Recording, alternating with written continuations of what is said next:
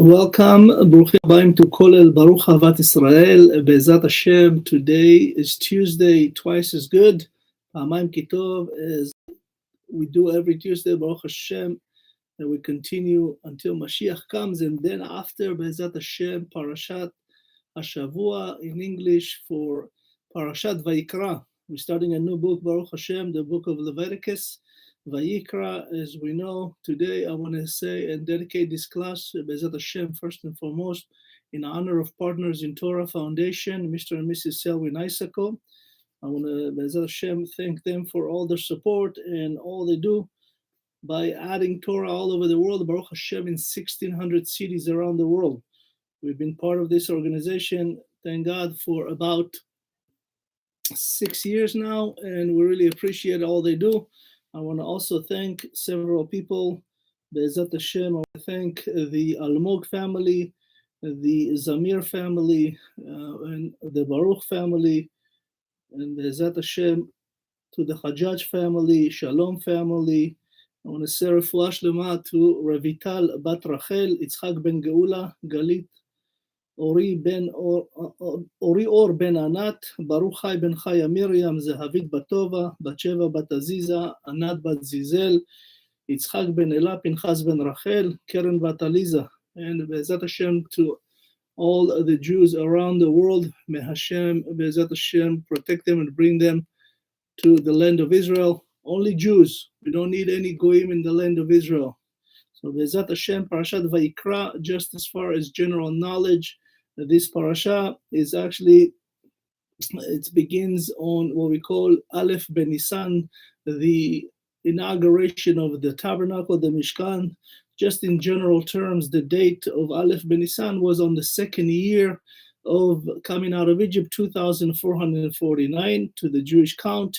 And as we mentioned, this Mishkan now is ready to do its job as far as the entire sacrifice of korbanot, of sacrifice, all kinds. There is 9 kinds of korbanot, as we know, and we allude to that in the first verse we have, as we see, 9 words, ויקרא אל משה וידבר אדוני אליו מאוהל מועד לאמור. If you count, there's 9 words against the 9 kinds of sacrifice. There is what we call the olah, the mincha, the chatat, the asham, the miluim, zevach hashelamim, korban bechor, korban maaseh, and korban pesach. There are 9 kinds of sacrifice.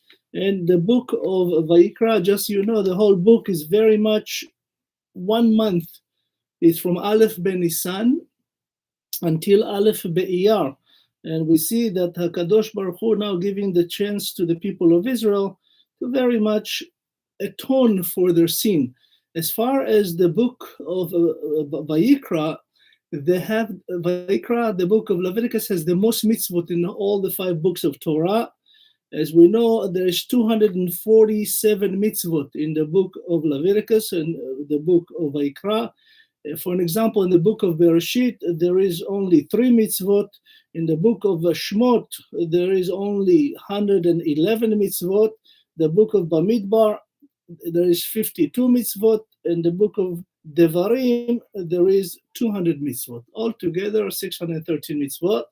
And this, as we said, has the most mitzvot. Because now Hashem said to Moshe, Salachti kidvarecha, I forgive you of what you said, the excuse you gave me and for the people of Israel. And now let them start using the Mishkan.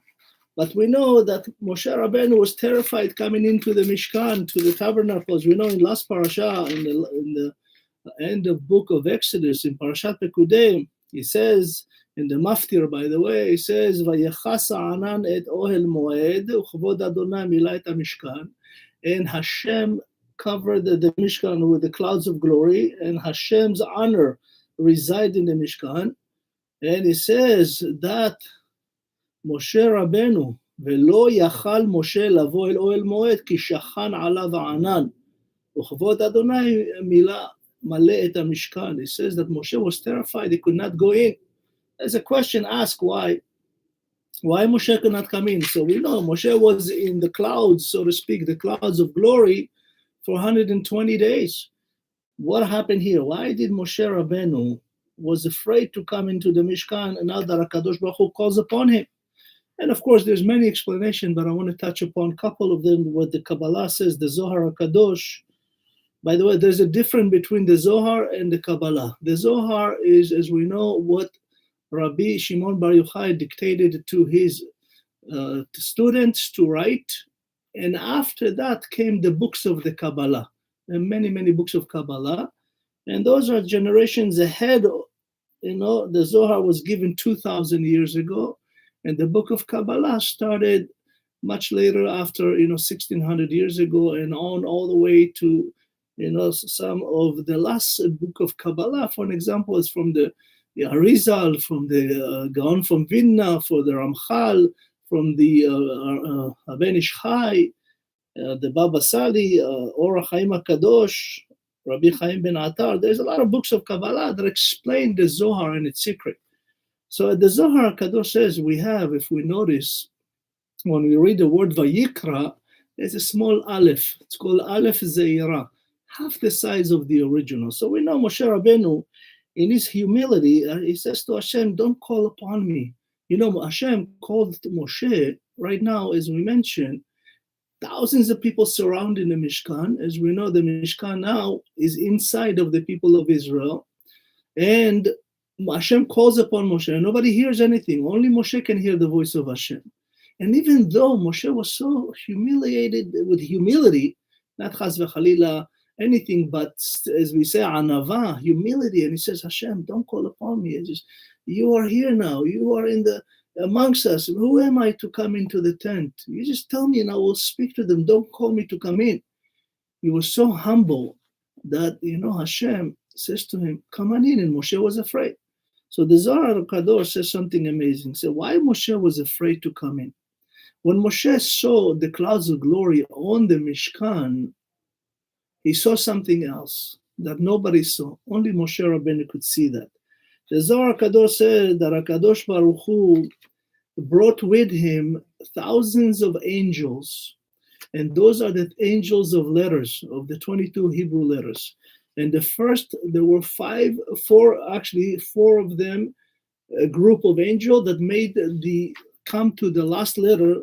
And all of those angels, says the Zohar Kadosh, as we have, first angel was the angel of the letter Aleph, the small Aleph, the angel named Tzadkiel. Tzadkiel is under the Michael Sar Israel, the angel of Israel, Michael, and Tzadkiel is in charge of the letter Aleph, all the Alephs in the Torah, even the small Aleph here. And he said the angel that came down, all of them had the letter Aleph above their head, shining, and they're all directing into the realm of Aleph. Then he saw another angel, Raziel, which is actually in charge of the letter Resh, R in Hebrew. And the same thing, all the angel had the letter R, Resh in Hebrew, and he was under Michael Sar Israel. Of course, the third one, Yofiel, his name is the angel Yofiel that had the letter Kuf. And Kuf, it's from the word, Kadosh, as we know. And they're in charge of this letter, and all of them had the shining letter of Kuf. And the fourth angel was Kedumel.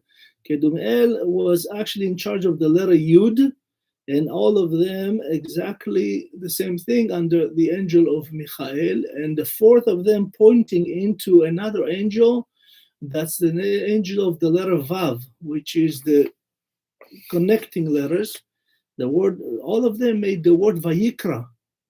And Moshe saw that, and he says, you have all these angels here, and you here, how can I come in? I'm so, thank you, I'm humbled, Hashem, but I cannot come in. And Hashem called upon him, YIKRAH. And the Midrash says that actually this word the angel created is called Okir, or Kadosh Yihye. Okir is come from the word also that, in Hebrew, Kadosh Baruch Hu was so proud of Moshe, V'yakar ata.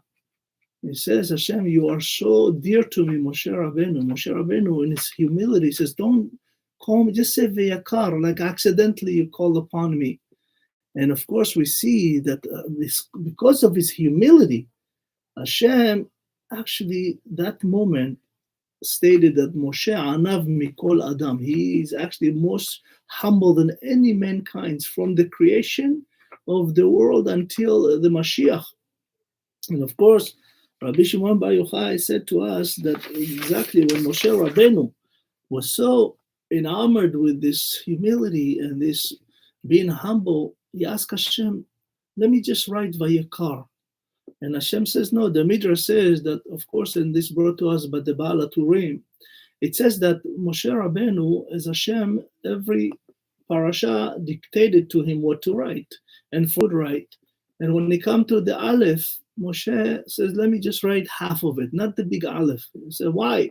He said, well, the people who raise the Torah, when you raise the Torah, you know, by the way, the Zohar Kadosh says, when you lift the Torah, you have to go around 360 degrees. Why? The Zohar says the Torah actually looks at all the crowds in the shul and blesses them. And Moshe says when they raise the Torah, they will not see the Aleph from a distance. By the way, there's a big mitzvah to go close to the Torah and find your first name letter. You know, for example, in my case, Yoram, you have to find. You have to find the letter and see it. It says, Moshe Rabbeinu, Hashem says, for this humility, I'm going to take the other half of ink and I'll put it on your head. The Midrash says that Moshe Rabbeinu, Karan Oro, all of a sudden his skin became light. The people of Israel could not look at him from this little amount of ink that Hashem put upon his face, and he had to cover himself for people to speak to him. Otherwise, they could not look at him. Imagine looking at the very powerful light, the sun, for an example. How long can you look at the sun? Not even a second. That's how Moshe Rabbeinu, he says the light was coming that illuminated him. And actually, some of the Kabbalah book says that his neshama came out of his body. You know, usually our neshama, we are very small people, have very small spark of neshama. There is 5 parts to the neshama, which is ruach, nefesh, chaya, yechida, and neshama.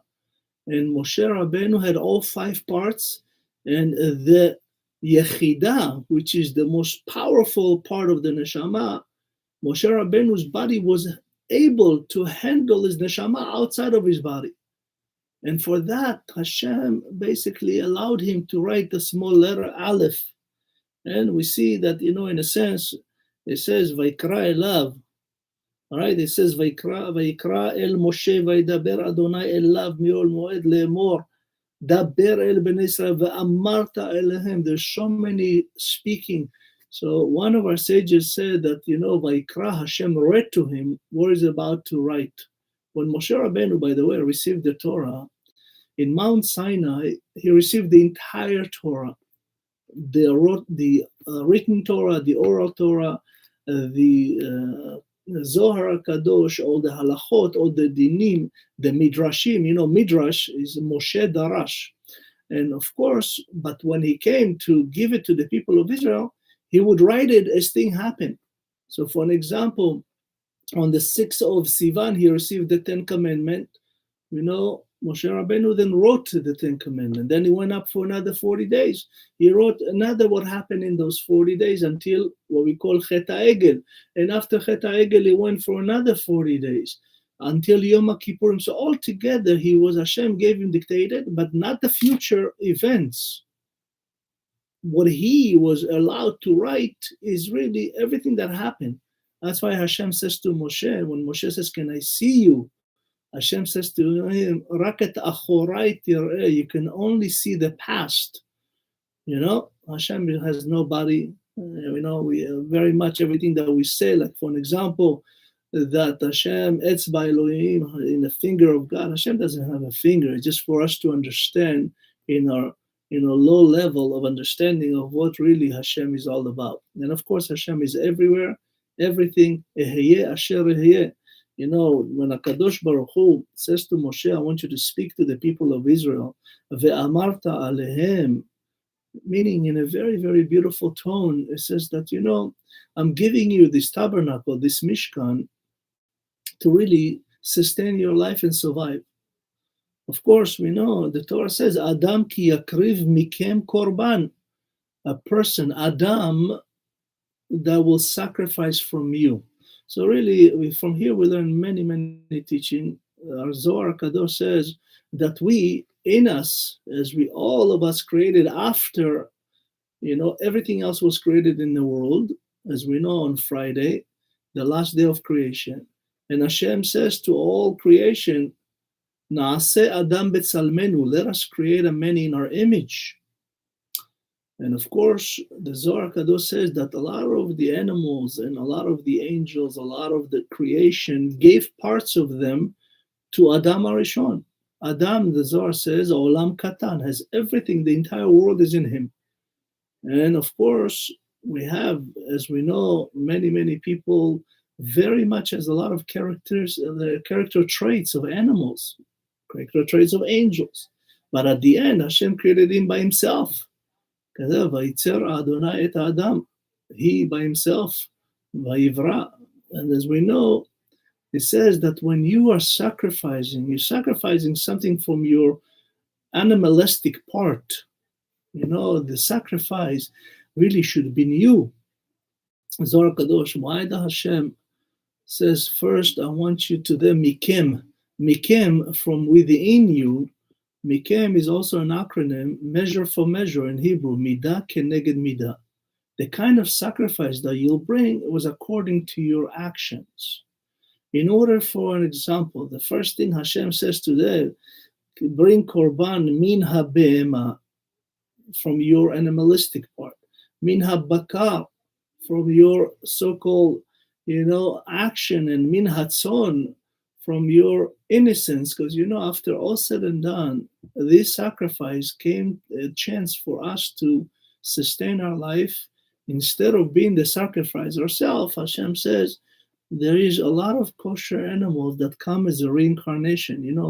Mankind can come in the reincarnation in all kinds of creation. Could be something that is speaking like human. It could be something that like a cow or animals, all the kosher animal. It could come even in non-kosher animal like dogs. It could come even in plants. It could come as a fruit. That's why when we bless everything that we eat, we elevate this nefesh. Animals don't have neshama. They have only nefesh. The part that connects between the physical and the spiritual. Mankind, on the other hand, has the three parts, nefesh, ruach, neshama. The higher level, chaya and yechida, which is only very few people can reach that. And it says, when you come to do this, when you come to sacrifice this, I want you to know it's part of you. And we have very much, as we mentioned, 9 kinds of sacrifice. And the Torah says, by the way, if you notice, it says min ha-bakar, ha-behema, ha-bakar, ha-tzon. So those are 3 levels of sins. And all of them has the letter hey in front of it, meaning there is word for tshuva. When Hashem put his letter in front of a word, is to teach you that you can come back and do whatever you need to do in order to sustain your life and ask for a tshuva. So, for an example, if we sacrifice from what we call ha-bakar, right? We have first min ha-be'ema. Ha-be'ema is actually you sacrifice for a certain sin. There's 3 kinds of sins. As we know, we have pesha, we have avon, and then we have chet. Chet is the lowest level, accidentally. Second level is on purpose. Third level is on purpose everywhere so everybody can see, befarhesia. On those kind of 3, you come to atone for that.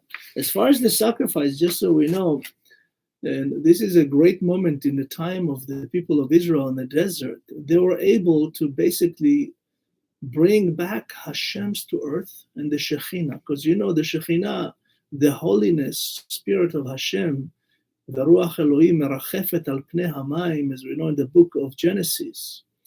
Hashem covered the whole world with his Shekhinah. And as we know, when Adam Arishon sinned, the Shekhinah went up to the 7, there is 7 Rakiim, as we know, 7 heavens. 7 kinds of worlds above us. And the first sin of Adam, the Shekhinah went up to the first Rakia. And the sin of Cain against Hevel, the Shekhinah rose another level to the second. And then Dor Enosh, which is basically the people before the floods, they rose the Shekhinah to the third one. And of course, Dor HaMabul, the generation after the Mabul, which, they built the pyramid, that's the Tower of Babel. They wanted to go against Hashem. They rose it to the fourth heaven. And then Dor HaSedomim, Dor HaPalaga, as we said, they are for the fifth one, the Sodomites, Sodom and Gomorrah, rose it to the sixth one. And the Egyptian in the times of Abraham rose it to the seventh one. And of course, against that, there were 7 tzaddikim that brought it down each level. So we know Abraham brought it down to the 6th level. It's Isaac, Yitzchak brought it down to the 5th. Jacob brought it down to the 3rd. Kehat, that came from the tribe of Levi, brought that to the 2nd. Amram, the father of Moshe, brought it to the 1st. Then come Moshe Rabbeinu and brought it to earth. So now everything is at the highest level possible for the people of Israel. They have Hashem with them. They have the clouds of glory, the Shekhinah. They have the tabernacle. They have the Torah. And now they're ready to do the ultimate sacrifice of,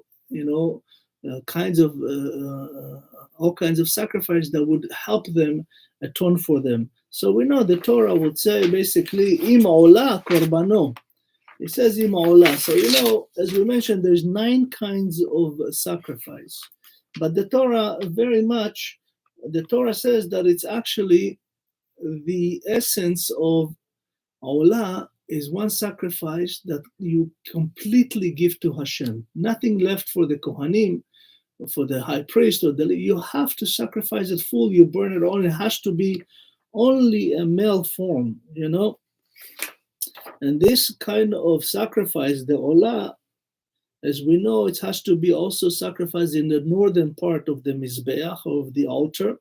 And this Olah, by the way, you sacrifice it only because if you have a thoughts of doing Avodah Zarah, idolatry. And, it says, Olah was also the first korban that Abraham Avinu was asked to do as Yitzchak. He said, Hashem says to Abraham, I want you to sacrifice your son Isaac. Ki Olah, you have to burn them all.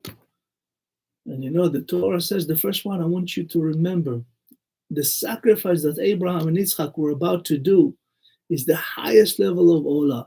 By the way, the Gemara says a person Torah doesn't have to sacrifice Olah. And as we mentioned, has to be the Olah is only in a male form, okay? Cannot be a female korban. And of course, in Masechet Yoma, it says, Hirurei avera kashim min avera. When you think about a sin, it's actually worse than the sin. Why? Because when you do a sin, you can do tshuva. Many people don't do tshuva for what they thought. Very, very important. That's why the Olah. And of course, we know the second one is what we call the Chatat. Chatat is the sacrifice if you did any sins, both if it's accidentally or both if it's on purpose. And of course, this has to be only a female sacrifice. You cannot have male. Only female for the Chatat and for the sin, basically. And that too, by the way, you bring it and you do it in the north side of the altar. And of course, by the way, if you have 2 sacrifices, to be first, not the Olah. Why? Because Olah goes with the sin. You cannot be a sinner and give Olah, right? It doesn't work. You have to first atone for the sin, then do the Olah. And the Olah, by the way, and the Chatat, they both are brought in the north side, one male, one female, but you have to do the Chatat first. And the Gemara explained why they are both in the same side. Is really Hashem's beautiful way of not telling people when a person come, one come for Olah and one come for Chatat, for a sin, they both go to the same place. You don't know who's who. not to insult the people. He says when you get to the Kohen Gadol, the Kohen knows which one. You have male, you have female, right? He knows already which kind of sacrifice you have to do. But in a sense, he says that Hashem, with his humility to the people of Israel, how much he forgives us, he didn't want to insult them. He said they're both doing it at the same place. By the way, when it comes to the Olam, you can, as we know, as we mentioned, you can bring also a bird, right?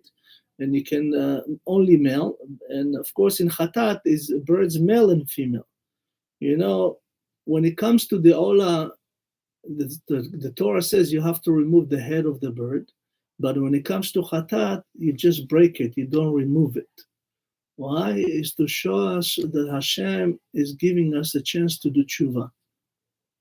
Of course, the third korban is Asham, is a korban that you can actually bring. This korban is very much that you can bring male and female in Asham. If you guilt, it's called guilt offering.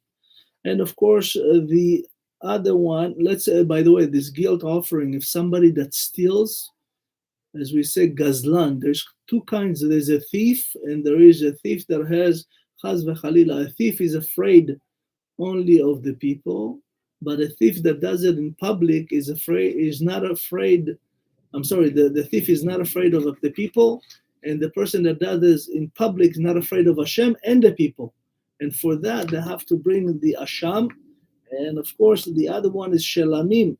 Shelamim is a sacrifice that you bring that Fatzko Kedoshim Kalim.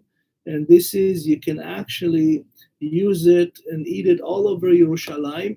And of course, some of them you cannot, only in the Azara, some of them by the Holy of Holies before, of course. But when it comes to this kind of sacrifices, male and female. And of course, that was part of the so-called Korban Pesach. The Korban Pesach, you have to eat it the same night. And as we know, you can eat it anywhere, but only that night. And of course, Ad Chatzot Alayla, you cannot eat it during the day when it comes to the Korban Pesach. And then we have the Mincha. Mincha is an offering of thanks, so to speak. That's the only sacrifice that it's not from animals. It could only be from something that grows, for an example, wheat or barley or oil. And it's called what we call Korban Min Hatzomeach. It's come from something that's a grow as a plant or a tree. And of course, everything else, it's called Zevachim because it's from the animals. You know, the Rambam will tell us in the book of Moreh Nevochim that these came a sacrifice to begin the transformation of the people of Israel from working idolatry. Because, you know, the people of Israel left Egypt. Very much, you know, when they left Egypt, they were Egyptian. They were working just like the Egyptian. They reached the 49 gates of impurity. And in order to restore them, we do the Sefirat, you know, and we know after 49 days from leaving Egypt, from the 15 of Nisan, Yetziat Mitzrayim, the next day they start counting the Omer. 49 days is to bring them up to the level of 0. From minus 49 plus 49, they get to 0, and then Hashem will speak them on the 50th day, and he will restore the neshamot. As we know, when Hashem spoke the first commandment, Anochi Hashem, I'm your God, everybody died, and then Hashem resurrected them, Tchiyat HaMetim. And then again, for this, why? In order to remove all the impurity. The second commandment, when Hashem said, Lo yeh lecha Elohim acherim, you should not have other God, they all died again, and Hashem resurrected them. Why? In order to bring them to the level of purity and to receive the Torah and remain in them for eternity. But that's why it says, you who are standing here in Mount Sinai now, physically, and you that you're not here, those are the neshamot, the future Jews that will come, or even the future converts, the Orthodox converts that will basically join the people of Israel in the future. As we know, many, many of them, we have the biggest tzaddikim, righteous Tanaim, Amoraim, Rabbanim, many, many of them, male and female, made tshuva and became heroes of Israel. From Rabbi Akiva's father, Yosef, Rabbi Meir Baal HaNes, you know, and Ruth, the Moabite. Of course, we have many, many. I'm not going to go through everything. Even the Rabbi Shmuel Bar Shilat, that he wrote the famous Mishenichnas Adar, Marbim Besimcha, Mishenichnas Av Mamitim.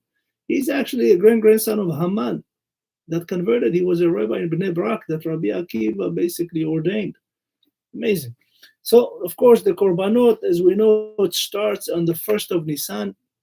And, HaKadosh Baruch Hu give a chance to the people of Israel to do two things. First, as we mentioned, came the Olah to remind us of Avraham Avinu. And then he also, Hashem bring the goats, Seir Izim, Shne Seirei Izim. One is for, as we know, the first sin of the cell of Yosef. The people, the brothers, the 10 brothers of Yosef took a goat and actually took the blood and put it on the kutonet hapasim, the garment that Yaakov made his son. Yosef was pasim, lines. That's why, by the way, that's why the Holocaust, they dressed the Jewish people in this same kind of thing, with lines, to remind them of the cell of Yosef. The second sacrifice was for the golden calf, for the egel. Those are the two sins that we, until today, pay for. They say usually, chaz v'chalila, in every catastrophe that happened to the Jewish people, third of them will actually die on accounts of the cell of Yosef and the golden calf. And we know that HaKadosh Baruch Hu originally wanted to basically destroy everybody and start with Moshe. And Moshe says, Mecheni na misifrecha, erase me, not them, me, from your book, the book of life, even Moshe. But misifrecha is from Sefer Chaf, from only the 20th parasha, Tetzaveh. That's why Moshe Rabbeinu does not appear in the parasha Tetzaveh, and Hashem, as an honor thing, he actually did not put his name also in Megillat Esther, because we usually read Tetzaveh with Megillat Esther and a non-leap year. Of course, also in Aleph Ben Nisan, it's where the Nesi'im, the 12 president, begins their sacrifice, because originally they gave, as we call, Shesh Agalot, 6 carriages with 12 oxes to carry, each 2 on each carriage. There was 12 oxes and 6 of them, and they sacrificed for 12 days. The first one was Nachshon ben Aminadab, as we know. Those, by the way, gave those carriages with all its content to the children of Gershon and Merari. They were in charge of those. And every day for 12 days, they would give sacrifice. It's very interesting, when Hashem instructed Moshe in Parashat Terumah to, people to start, teaching, he was teaching them to collect what they need to the Mishkan, to the tabernacle. The Nesi'im did not give anything. The president says to Moshe, let us know what you're missing and then we'll complete after. Hashem was very upset with him. The Torah says the word Nesi'im has no Yud in it. Hashem removed the letter Yud from the word Nesi'im. Nesi'im, without Yud, Hashem Sena'am. Hashem hated them. Why? Because they're the first one to jump in and to show, as a president, you're the head rabbi of each tribe, you should show the people the love of Hashem and giving and being the first one to do it so everybody will follow. And Hashem, because of that, by the way, gave them a gift that came from the heaven and not from them. What we call Avnei HaShoham and Avnei HaMiluim, the stones of the breastplates and the stones of the carrying of the Choshen 6 and 6, they came from the clouds of glory, and they gave them as if it was their own. But here, the Nesi'im in the 1st of Nisan began to give, and if you remember, if you read the Nesi'im, the Korbanot, the sacrifice of the president, they're all exactly the same. By miracle, all of them brought exactly the same. So when you read it in the Torah, by the way, this is from the book of Korbanot. This comes in chapter 7 in the book of Bamidbar, in the book of Numbers. And we see that each one gave exactly the same, and only different is their name. You just read the different name. Of course, Nachshon was the first one to do the sacrifice, because Nachshon ben Aminadab, he's the one that's actually went into the water of the Sea of Reeds without any fear, did not ask for anything. He said, Hashem promised it will happen. That's why Hashem says, what are you to Moshe? Why are you yelling? Go, look at Nachshon. Nachshon is already doing it. And Hashem split the water for Nachshon. And of course, this, by the way, the Nesiim, the Korbanot of the Nesiim, we sacrifice, we read it on Pesach and also in Hanukkah. And of course, we know that HaKadosh Baruch Hu later on will punish the Nesiim. It's very, very sad to say, but when the brother sold Yosef, if you remember in the book of Vayigash, Yosef, the brother after 22 years came to bring food to Israel and to their families and to their father. And of course, we know that when Yosef saw them, he said, Meraglim atem, you are spies. What he was saying to them, actually, Yosef says, Yosef was trying to do everything possible for the brothers to make tshuva in this world. And he gave them many chances. When he first saw them, he says, you are spies. Meaning that, listen, I know you sold me. You thought bad in your eyes. Hashem thought good. But I give you a chance to say, I'm sorry. Chatanu, avinu, pashanu, to sell a brother is actually punishable by death. That's what the Torah says. And then when they went to, they came, when they had Shimon as a, so-called prisoner, and then Binyamin as a prisoner, 3 times, they never ever made tshuva. When they went to bury Yaakov, Yosef took them back to the hole that they dumped him. And they didn't do a tshuva. And they said that when Yaakov died, they lied. They said to Yosef, our father said, so-and-so, don't kill us. Yaakov never said that. And when they even wanted to, appease Yosef, they sent Bilha and not themselves. So Yosef said to them something amazing, and this is brought to us by a rabbi in Israel. Forgive me, I forgot his name, but amazing, a beautiful thing. So as we know, there's 3 words that used in a sentence in the book of Vayigash in chapter 45, Memhe, which is a very holy word, Memhe. In verse 5, it says, Ve'ata al te'atzvu. So this rabbi is the rabbi of Lud, by the way, the city of Lud. He says something beautiful. He says, Ve'ata al te'atzvu is an acronym. Velo achshav tekablu onesh. You're not going to get ha'onesh. You're not going to receive now. Ela la'atid. El is in the future. And te'atzvu, don't be sad. It says, Taviu asarat tzadikim ba'avuri ve'yamutu. There'll be 10 martyrs, righteous, that will be put to death in the future. They said to them, you will be the spies. You come back as the spies in Parashat Shelach Lecha, send for yourself. Hashem said, not for me, spies. They were the same Gilgulim, the same people that would basically all die in the desert. 10 of them, as we know, will die in the desert, be punished for 40 years. And of course, Yeshua and Caleb would not. And in the future, he says to them, when Yosef, Vayishak lekol echav, vayivak alehem, Yosef cried upon them. So the word alehem revealed to them, alehem is atidim lihiyot haruge malchut. You will be the 10 martyrs. You'll come back and you'll be murdered in the future. So Hashem is always willing to forgive and forget. Yosef gave, the Zohar Kadosh says, Yosef gave the chance to his brothers to do everything possible for a tshuva.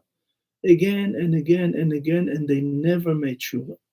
So we know we have the story of the event that happened to those 10 martyrs. As we know, there was something amazing. It says there was a Roman king named Aspasianus, Adrianus Aspasianus, and he learned the Torah because the Torah was translated by Talmai, the Assyrian, which came from the kingship of one of the four kings after Alexander Mogdon, Alexander the Great, that actually defeated defeated the Persia and Ahasuerus and took over 127 countries. And four kings came after he was murdered when he was 32 years old. And one of them was Talmai, Melech Geshur. Talmai translated the Torah. And he took 72 Rabbanim, put them in different homes, and said, if you don't translate the Torah, I will kill you all and your families. All of them, by the way, not knowing of each other, made the same exactly 24 mistakes. Amazing, amazing stuff. And of course, he learned in the Torah, it says that when Chaz v'Chalila, somebody, the Torah says in the book of Shmot, by the way, it says, "Vegonev ishu macharo v'nimtza beyado mot yumat." If you steal a person, lo tignov, one of the 10 Commandments, is not just about stealing; it's about stealing a person and selling them to slavery, a Jewish person. And for that sin, you have to die. Mot yumat, some say, is in this world and the world to come. So this Aspasianus went to the 10 martyrs, the biggest tzaddikim at the head of the time, and he went to actually Rabban Shimon ben Gamliel, and he says, what in the Rabbi Akiva too, and he says, what is the punishment if you sell your brother to slavery? The Rabbi Akiva says you shall die. The Torah says. So he said, okay, so I'm judging you now 10 martyrs to be put to death because of the sale of Yosef. And of course he was the king. But one of the 10 tzaddikim, that was called Rabbi Ishmael ben Elisha Kohen Gadol, he was the high priest. He said to his friends, to the 9 righteous, let me go to the heavens and ask. He actually could leave his body and go up to the heaven and ask a question. And Yatsa Bat Kol, the Gemara says, Bat Kol, the Shekhinah, came and says, yes, because he asked, is this a judgment from the heavens, from Shammai? And I said, yes. And the 10 of them were put to death. And the 10 are, as we mentioned, and I'll mention them again, Rabban Shimon ben Gamliel. By the way, he was the father of Rabbi Yehuda Hanasi. And Rabbi Ishmael ben Elisha Kohen, Rabbi Akiva ben Yosef, Rabbi Yehuda ben Baba, Rabbi Hananiah ben Tardayon. By the way, Rabbi Hananiah ben Tardayon, his daughter was Bruria, the wife of Rabbi Meir Ba'alanes. And Rabbi Shavav HaSofer, Rabbi Eliezer, and Rabbi Yehuda ben Dama, Rabbi Hanina Bechichnai, Rabbi Chutzpit HaMutergeman, Rabbi Elazar ben Shamua. They were all the 10 martyrs that died because of the reincarnation of the brothers of Yosef. So, when it comes to sacrifice, we are able to actually, and we must, as we know in sacrifice, before the animals is being slaughtered, you have to put your hands on it. What's the essence of doing that? Is really to teach us, this should have been you. And in the old days, very, very few sacrifice of guilt was brought. Many people would not even get close to have such an offering of guilt. They will bring olah, they will bring mincha, they'll do a lot of good, sacrifice. Because, first and foremost, to bring a goat or to bring a cow, an ox or a sheep, it's a very expensive proposition, right? It's not a cheap, to say the least. Not even, mention if you're coming from the north all the way to Yerushalayim, back then there was no cars, no, trains. You had to walk with horses or camel, whatever the case, or donkeys. It could take almost 2-3 weeks with one sin. So people were very careful not to sin. And of course, we know when it came to sacrifice, before the temple, the tabernacle, the Mishkan that stood for 480 years, there were 7 people that did sacrifice before that. Adam, Hevel, Noach, Abraham, Isaac, Jacob, and Moses. They all brought sacrifice. And of course, we know there was also one person that brought only olot. Olah, as we mentioned, is a sacrifice that goes only 100% to Hashem to burn. You don't have any part of it. Job, by the way, was the most righteous non-Jew in the world, in the history of the world. They say that Job was so enamored with God and Torah that he kept so many mitzvot as a goy. And he also brought sacrifices, olah, all the time. They ask him, why do you bring olah? He says, for the thoughts of my children, because he had 7 boys and 3 girls. And he saw that things bad happening to him, and he brought only olot. Why? He said, maybe because the thoughts of Avodah Zarah, they thought of other gods by, our God, only God. They said that's why Satan was very much challenging him. Says, how can he bring only good? Give something for the Kohanim, because the Goyim used to bring a lot of stuff to the Mishkan and to the Mikdash in both temples, first and second temple. And of course, we see here that HaKadosh Baruch Hu loved Eov so much that he restored everything that he lost. Eov suffered like nobody ever in the history of the world. But Hashem says to Satan, do not hurt his neshama. You can hurt his body. He lost all his children, 7 boys, 3 girls, all that he had. All that's, by the way, who is Eov? The Arizal HaKadosh, and it says in the book of reincarnation, Sefer HaGilgulim, Eov Neshama, he was actually the father of Avraham Avinu, TORAH. And TORAH had to go to reincarnation to fix the sins of idolatry.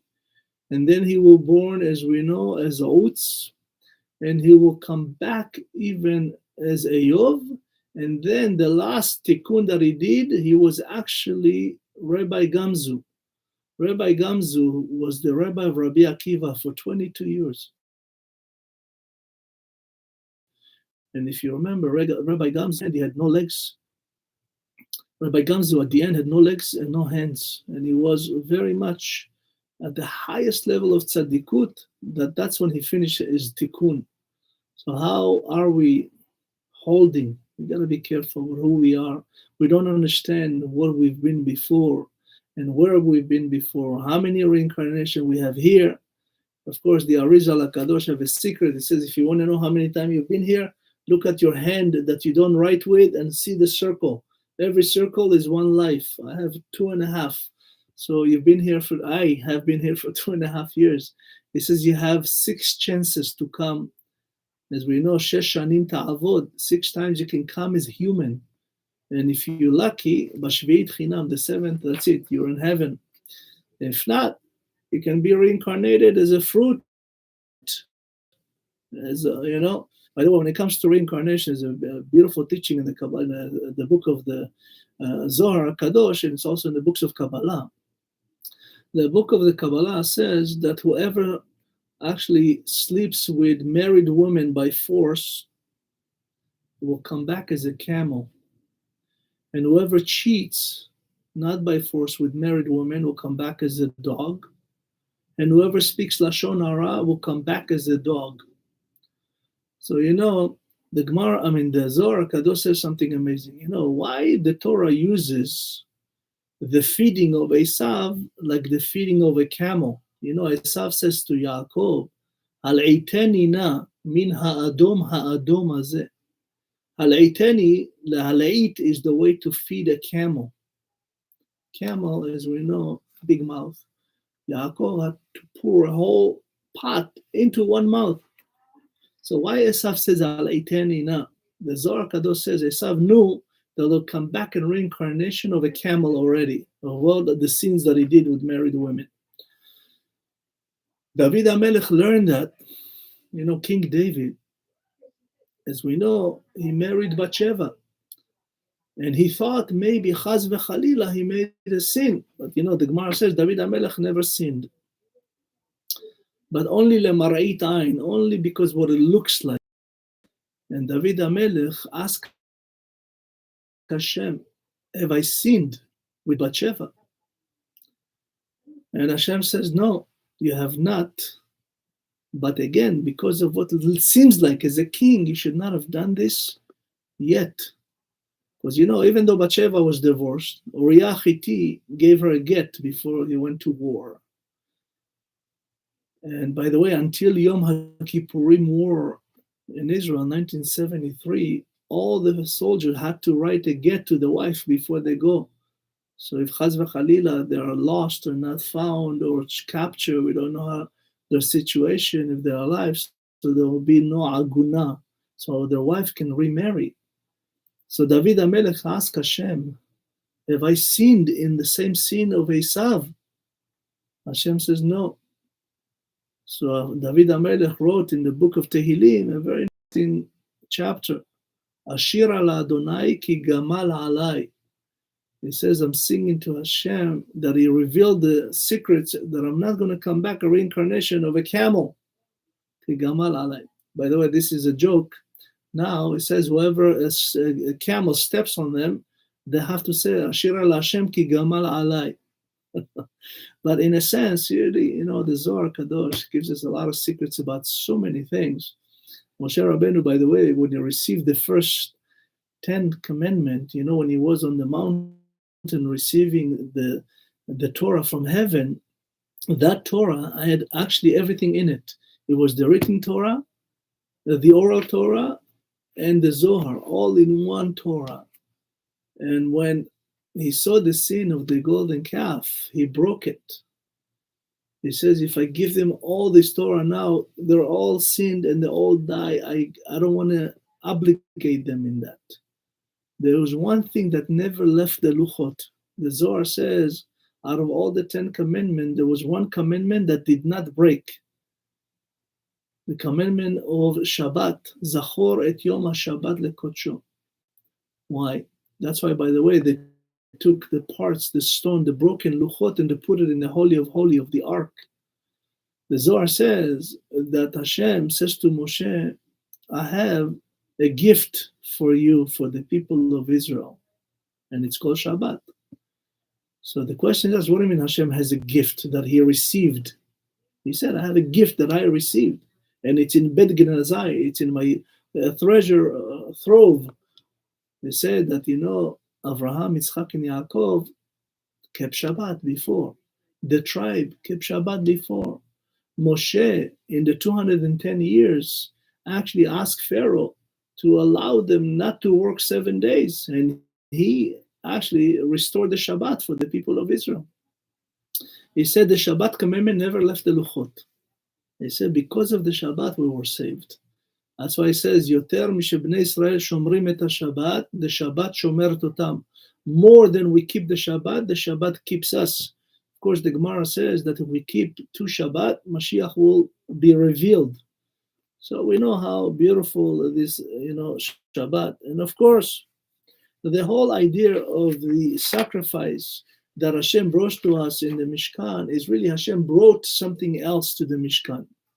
As we know, the Mishkan has light, or some say it was the really restoration of Or HaGanuz, the concealed light, because we know HaKadosh Baruch Hu, 5 times the word Or appear against all our book. There is one, it says, Hashem said, let it be light.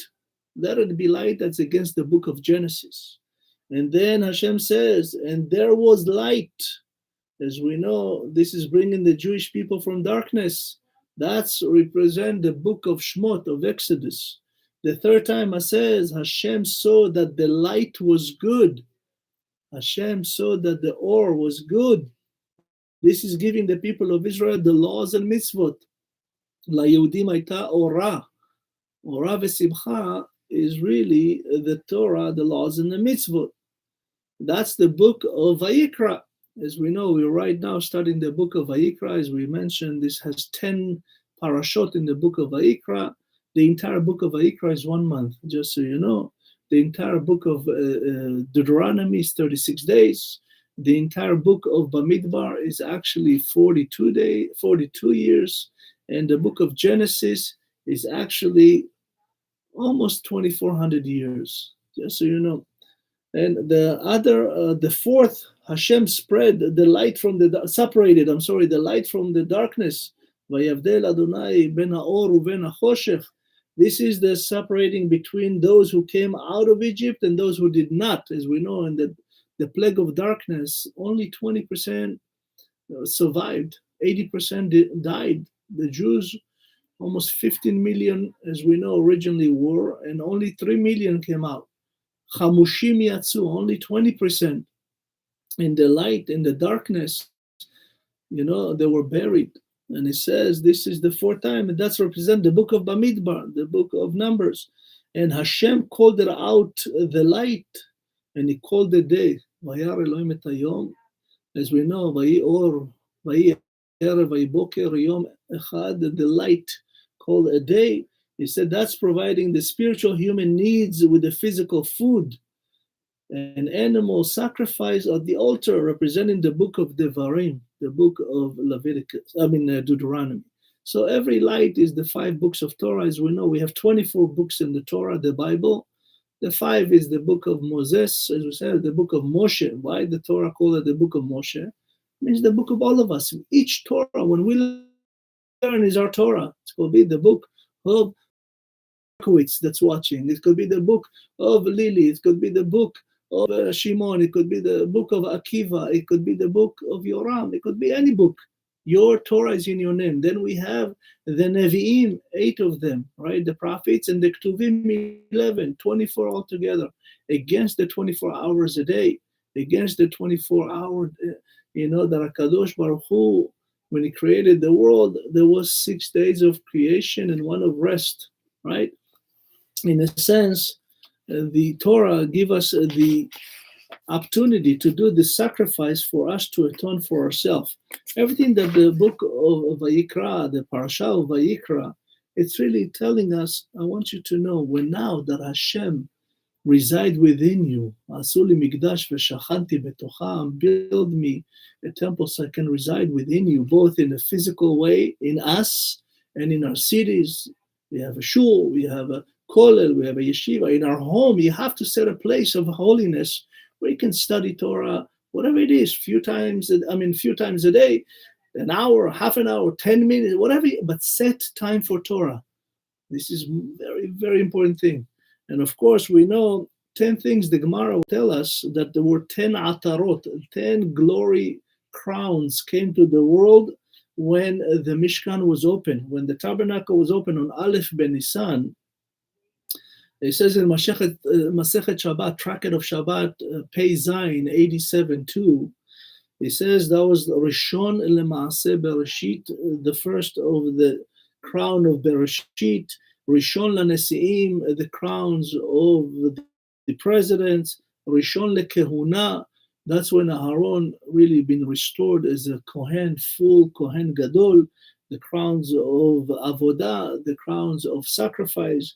The crown of fire that came from the heavens, the fire of the Mishkan, and as we know in the Beit HaMikdash, the first, it was not a regular fire, it's fire that came from the heaven to eat the korbanot, the sacrifice. Same thing happened, of course, with Eliyahu HaNavi, with the 450 false prophet, and Achav and Isabel, Yimach Shmam.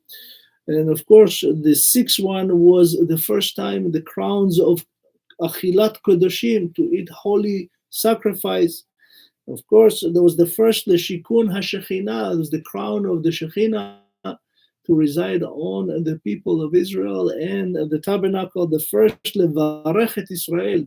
That's when, the first time that Aharon says, Yevarchecha Adonai v'yishmerecha, Yair Adonai panav elecha v'chuneka, Isa Adonai panav elecha v'yasem lecha shalom. It's the first time was said when in the presence of Hashem, Aharon, when he said that, Hashem put Shekhinah on his fingers. That's why, by the way, we're not allowed to look at the fingers of the high priest. The Shekhinah reside within them. It's very interesting, this Birkat HaKohanim, the blessings of the priest, the Kohanim, the high priest, has 3 sentences, and each one first one has 3 words in it, the second has 5 words, and the third had 7. This is against the aliyot of the Torah. We have on a Chol, on a Yom, the regular weekday, we go to the Torah 3, right? We have 3 aliyot. On the holidays, we have 5 aliyot, and on the Shabbat, we have 7. This is, in a sense, really, Birkat HaKohanim allude to all the blessings that we have. And of course, this is, the 9th one was the crown of Isur Habamot. You're not allowed to do sacrifice in other, only Hashem can tell you where to do sacrifice. That was the 9th crown. The 10th crown, Rishon LaChodashim. It was the crowns of the first for all months. As we know, Nisan in the Torah says Rosh Chodashim Hu Lachem. This is the month of the Rosh Chodashim. And of course, we know that even when it comes to there, we don't have the Mishkan, we don't have sacrifice, we must learn about it, right? It says, Uneshalma parim sefatenu. We should learn by learning the korbanot, by learning the sacrifices if we've done them. That's why Yaakov Avinu, when he says, Im Lavan garti, v'taryag mitzvot shamarti, I lived with Lavan and I kept all 630 mitzvot. Question is how? How can Yaakov keep all the mitzvot? First and foremost, men cannot do mitzvot of women. That's hundreds of mitzvot. Man that is not a Kohen cannot do a mitzvot of a Kohen. Man that is not a Levi cannot. Man that is not a king. Man that is not a farmer. There's many kinds of mitzvot only specific people can do. Yaakov Torah says if you learn, that's as if you've done it. So by learning that, all of us, each one of us learn, that's the guarantors of each other. We are Arevim Zelazeh. The Zohar Kadosh says, what do you mean Arevim? What are you each other's guarantors? There's many people in Israel, Jewish people all over the world. I don't see them. I don't know them. How can I be their guarantor? He says, by learning Torah, you guarantee the redemption. The Torah is really the ore that we see outside, the avir, the earth, the oxygen. It comes b'schut of the Torah. And when we learn Torah, as if we've done the sacrifice. When we learn Torah, as if we have Bet HaMikdash. If we learn Torah, we allow this world to exist. If we learn Torah, we save Jewish people all over the world. We see what's happening now in Ukraine and Russia. Make no mistake, this is all in the hands of Hashem, by guidance of Hashem, and by instruction of Hashem. Very, very big warning to all the Jews that support Ukraine. I want you to be careful. The people of Ukraine, the non-Jews, 99% of them are anti-Semite. They were the worst part of the Holocaust. They killed 1.5 million Jews at the worst way possible in the Holocaust. They killed more than any other country. They killed actually with such hatred and such unbelievable rudeness. Even yesterday in Ukraine, in many cities, they are looting of all the Jewish homes. They are beating of a lot of Jews in the street by Ukrainian soldiers, Ukrainian people. There is documented hundreds and hundreds of soldiers that has tattoos of Hitler and swastika on them. They just months ago and a year ago and 2 years ago and 3 years ago, there were such neo-Nazi groups in Ukraine. Make no mistake, this is Hashem, as we said, taking care of business before Mashiach comes. This is the beginning of a Gog and Magog war. We are very much at the end of days now. Everything that's happening now is prophecies. The last prophecies coming to life. Many prophecies already did come to life. We are in Israel, we're in Yerushalayim. We have, in the Ramban, about, to be exact, in about 772 years ago, in 1267, the Ramban with Nun, Rabbi Moshe ben Nachman, when he escaped Spain, he went from Barcelona to Yerushalayim. He only found 4 people for a minyan, a father, a painter, and 3 kids, 3 of his children. There were only 5 Jews in 1267 with the Nachmanides, with the Rabbi Nachman, Rabbi Moshe ben Nachman. And the children, this family that met him, said, we have such a shame, big rabbi here, and we don't have a minyan. And he said to them, don't worry, I promise you, the city of Yerushalayim will have hundreds of minyanim, hundreds and thousands of, Torah learners, avrechim, yeshivot, kollels, chatunot, weddings, old and young. It'll be packed. You'll see. And that's exactly one of the prophecies that came to life. This is prophecies coming to life. Today, we are in the last days. the Arizal HaKadosh and the YIKRAH HaKadosh, they both said this war would last about 9 months for the whole world to be involved in, the 70 nation. And at the last, it will take 9 minutes to destroy the world. Now, they didn't know anything about atomic bomb. They didn't know about anything. But they know. This is the prophecy. It's already in the book of Daniel, the book of Micha, the book of Yecheskel. All those prophecies now coming to life. So we know the only solution is En Od Milvado. There's nobody but Hashem. The sacrifice that we have to give now is the tshuva, is a full tshuva. No other things is available to us today except tshuva. We have all the mean and needs to do what we can do and return in tshuva to Hashem. We have to encourage each other and we have to support each other according to the Torah. So Be'ezrat Hashem, I want to finish this class with one thing. You know, we are about to read the Haftarah of destroying Amalek. Meche et zecher Amalek. Hashem says it's a mitzvah to destroy Amalek. You know, Amalek is Am Mo'el Lo Kadosh. You have to remove Yetzer Hara from you. You have to remove the people that support Amalek. You have to really Meched. Hashem says you have to destroy them, not even keep their animals, not even keep anything of Amalek.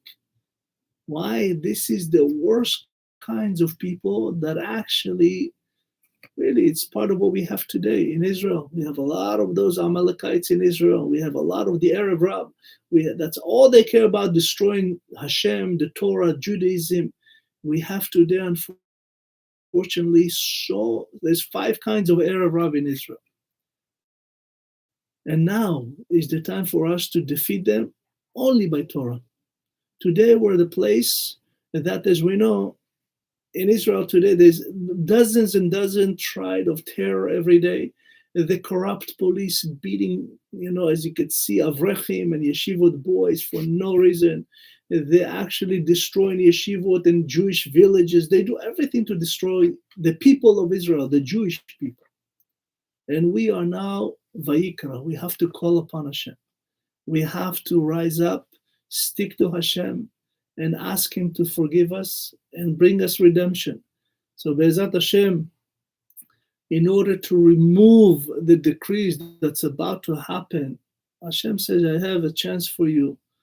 You have 2 options, Achishena or Be'ita.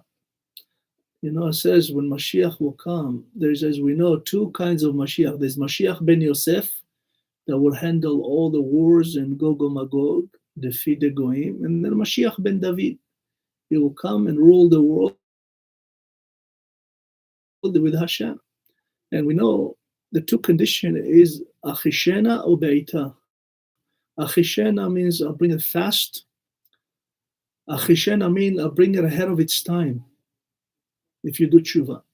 Be'ita, when it's determined whenever, we don't know, but it could be anywhere between now and 220 years, or 218 years to be exact. We are in the last 5,782.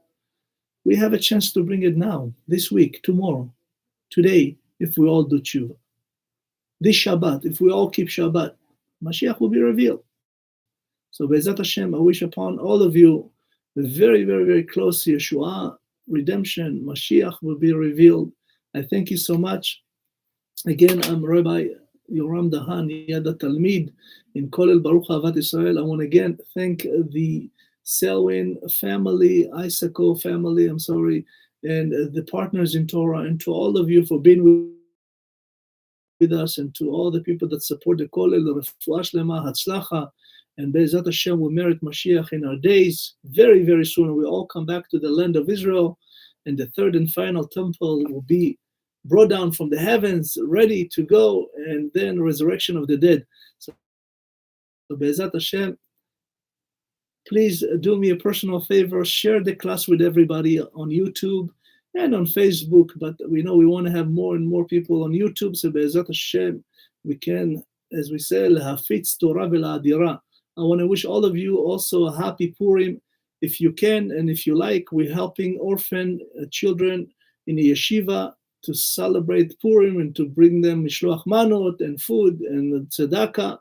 You can go to our website, neshatorah.org, and help us bring joy to 37 kids, orphans, and the rabbis that took upon themselves without any salaries to help and support them. And Hashem, Be'ezat Hashem, will pay you 1,000 folds of what you do. Thank you so much. God bless you. Be'ezat Hashem, we'll see you tomorrow. And the day after, Kolel Baruch Ahavat Israel. Really, really appreciate it. Chag Sameach and Shavua Tov.